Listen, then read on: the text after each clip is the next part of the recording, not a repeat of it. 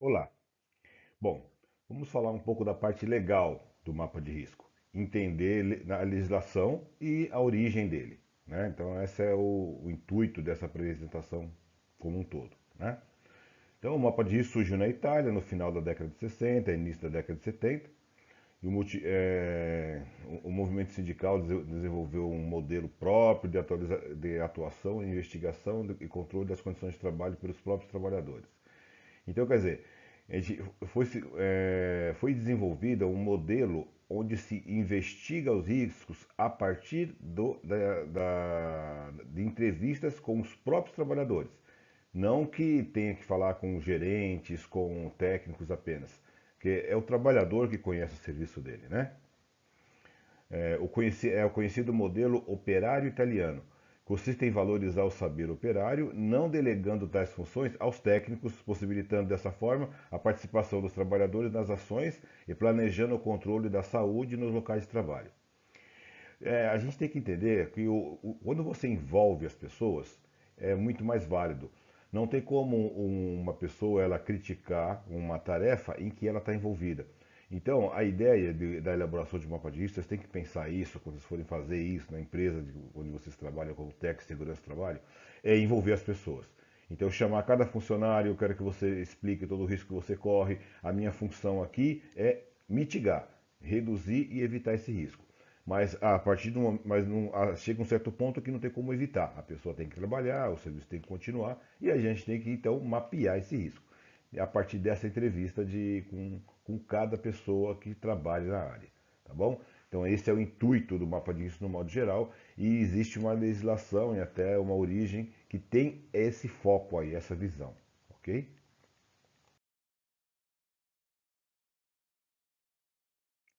Bom, o mapa de risco se disseminou por todo o mundo, chegando ao Brasil. Então aqui só foi chegar na década de 80, né? A gente é um pouquinho mais atrasado. Existem duas versões aí da sua divulgação. A primeira atribui às áreas acadêmicas e sindical, né? Através de David Capistrano e outros estudiosos, o DIESAT. DIESAT é Departamento Intersindical de Estudos e Saúde e Ambiente de Trabalho, né? Então é um departamento, tá bom?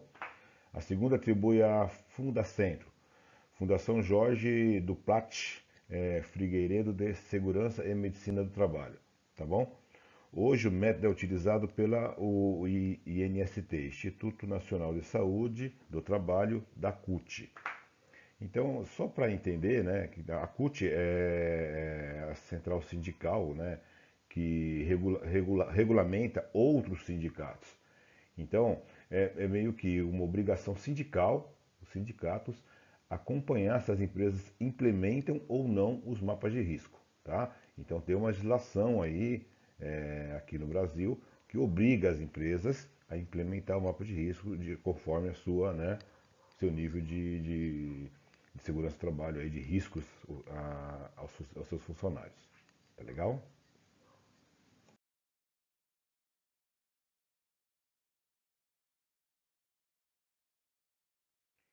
Então, como vimos no slide anterior, a construção do mapa de risco é obrigatória. Nós vamos ver como funciona. A realização de mapa de risco tornou-se obrigatória para todas as empresas que tenham CIPA, através da Portaria 05 de 19 de 8 de 92, do Departamento Nacional de Segurança e Saúde do Trabalho do Ministério do Trabalho. Tá? De acordo com o artigo 1º da referida portaria, cabe às CIPAs a construção dos mapas de riscos nos locais de trabalho. Então, quer dizer, se a empresa tem CIPA, ela tem que ter o mapa de risco. Essa é a ideia. E a responsabilidade pela elaboração desse mapa de risco é da CIPA. Tá bom? Então vamos lá. Através de seus membros, a CIPA deverá ouvir os trabalhadores de todos os setores e poderá contar com a colaboração dos serviços especializados em medicina e segurança do trabalho. Então, para a gente elaborar o mapa de risco, a CIPA ouve cada trabalhador, entende qual o risco a cada trabalhador está exposto. Mas para entender melhor o risco, entender melhor como isso, o seu funcionamento e em que ponto poderia afetar cada trabalhador, ela deve também escutar os especialistas, né, em medicina e segurança do trabalho, Quem são os especialistas em segurança do trabalho? Somos nós, técnicos do trabalho. Então, quer dizer, eu quero que vocês entendam bem o papel de vocês aí, né? É crucial, né? Então, vocês têm ali que ajudar ali a CIPA, está do lado ali, o técnico de segurança do trabalho e a CIPA trabalharem junto aí nessa elaboração do mapa de risco, ok?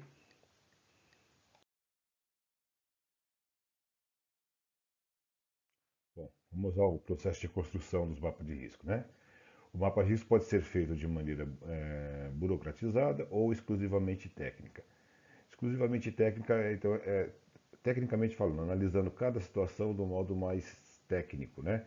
Um pouco mais burocratizado é um pouco mais entendendo mais a visão pessoal das pessoas, conversando com cada um, tá bom? Acho que o ideal seria até uma junção das duas opções, tá bom? O que interessa aos trabalhadores é que sua construção seja um processo pedagógico, onde se amplia os espaços de construção de identidade desses trabalhadores e que exerçam realmente o seu papel. Então, a ideia, vamos lá, a principal palavra aí é pedagógica. Então, a gente tem que ensinar as pessoas, mostrar para as pessoas o risco que estão correndo, né? E a parte de identidade. Então, quer dizer, a pessoa tem que se identificar com aquilo. Então, o trabalhador, ele tem que sentir que aquilo é bom para ele e que a opinião dele ali tá fazendo parte e o que ele diz está sendo levado em conta, tá bom? Bom, portanto, a participação do maior número de trabalhadores na construção do mapa de risco, sem delegar a terceiros essa tarefa, proporcionará a socialização do saber coletivo e buscará soluções para melhorar as condições de trabalho. Então, percebam, quando cada um proporciona um saber pessoal, ele acaba enriquecendo um saber coletivo. Porque quando a CIPA, com o Tec Segurança, fizeram as reuniões e conversar com cada um, cada trabalhador vai aprender com o outro também. Vira um coletivo de segurança. Assim, a pessoa que trabalha ao lado vai estar preocupado com o outro. Então, que vai saber o risco que o colega dele corre, o risco que cada um está correndo ali. Então, isso gera uma consciência entre coletiva que a gente fala, uma solidariedade, eles ficam mais solidários entre eles, tá? Entendendo o risco que o colega está correndo e o risco que ele próprio. Então, isso gera-se assim uma empatia. Isso é muito positivo na empresa. Parece que não, mas a parte social, a parte coletiva é muito importante, né, em se falando de risco em acidente de trabalho. Então, quando um se preocupa com o outro, ninguém se acidenta, tá? Essa é o foco aqui desse slide, né?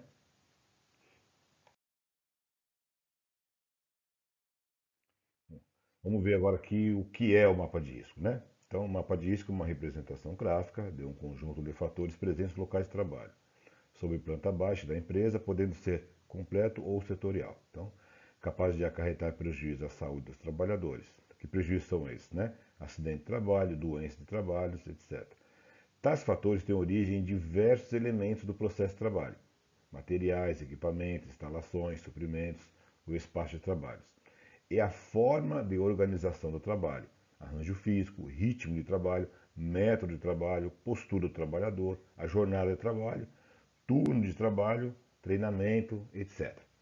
Então vamos falar sobre um todo aí, vamos entender. Então, quer dizer, a elaboração do mapa é baseado numa planta baixa. Então a gente tem que ter uma planta, tem que ser uma coisa visual, tem que visualizar a empresa e entender a empresa, tá bom?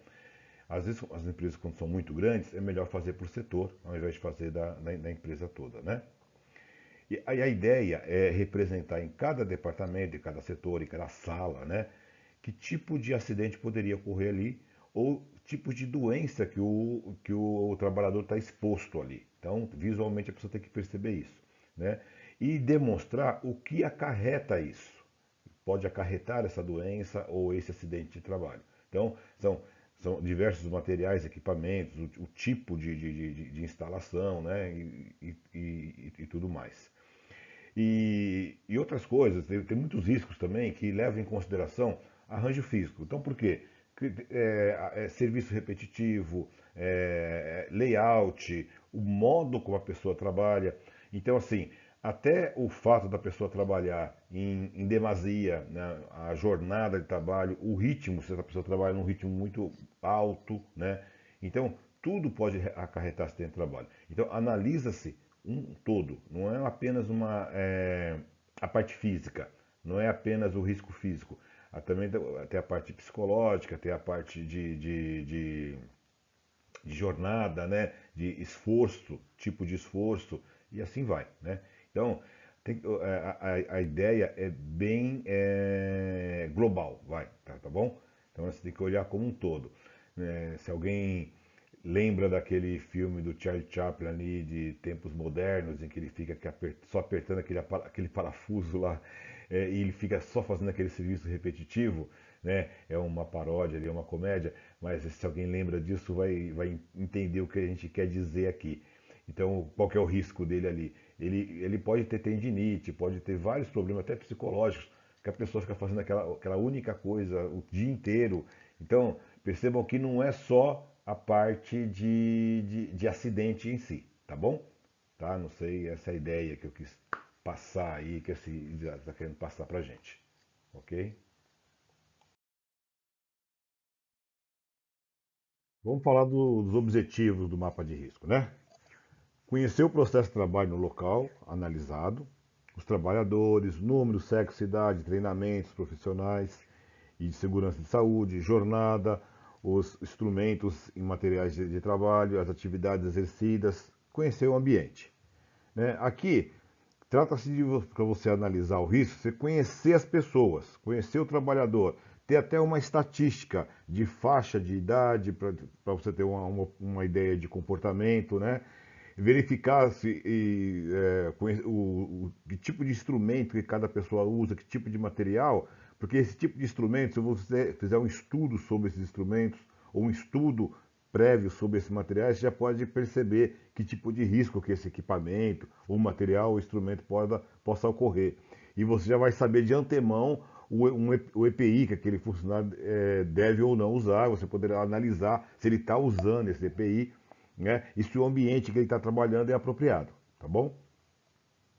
Outro objetivo é identificar os riscos existentes no local, analisado, né? Conforme a classificação específica dos riscos ambientais.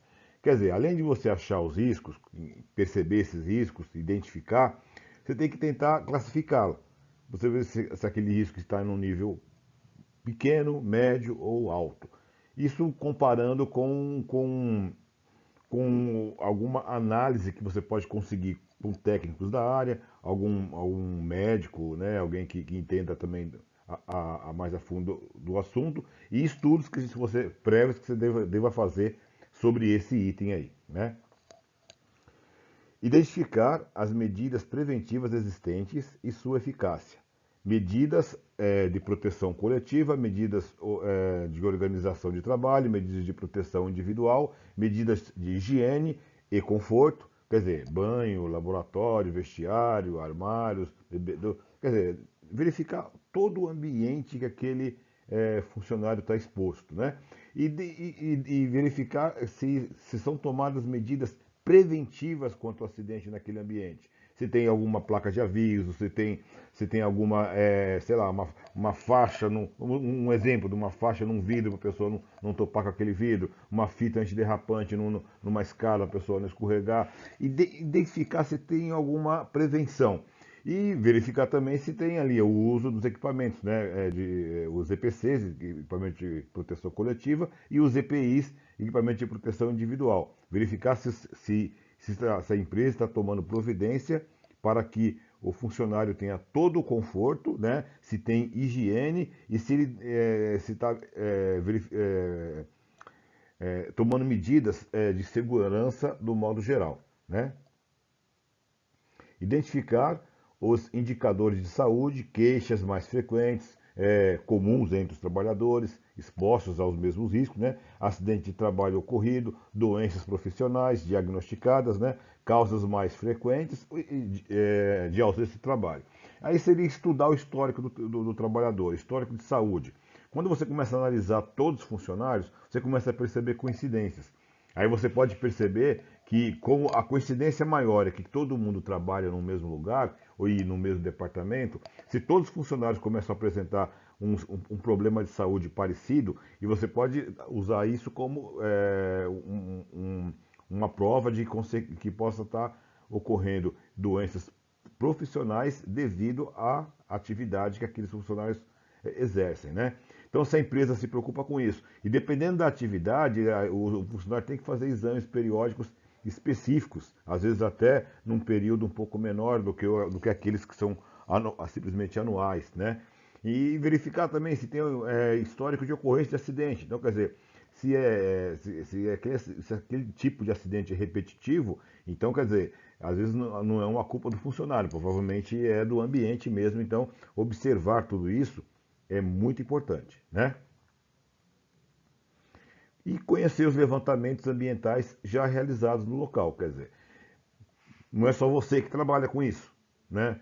As outras pessoas podem ter feito outros levantamentos que você, e aí isso é importante você conhecer, que pode ter ali algumas observações para as quais você não se atentou, né?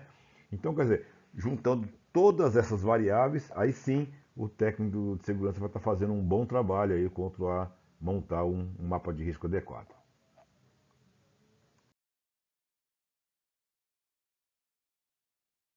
Olha aí o exemplo, né? Isso é meio que uma brincadeira, né? Para a gente entender, né? Conhecer o ambiente de trabalho, para vocês sentirem o que a gente quis dizer aí com a necessidade do mapa de risco, né? Os vários funcionários aí se expondo a vários riscos aí que poderiam acontecer, né? Um ambiente bem desorganizado e com vários problemas, né? Tá bom?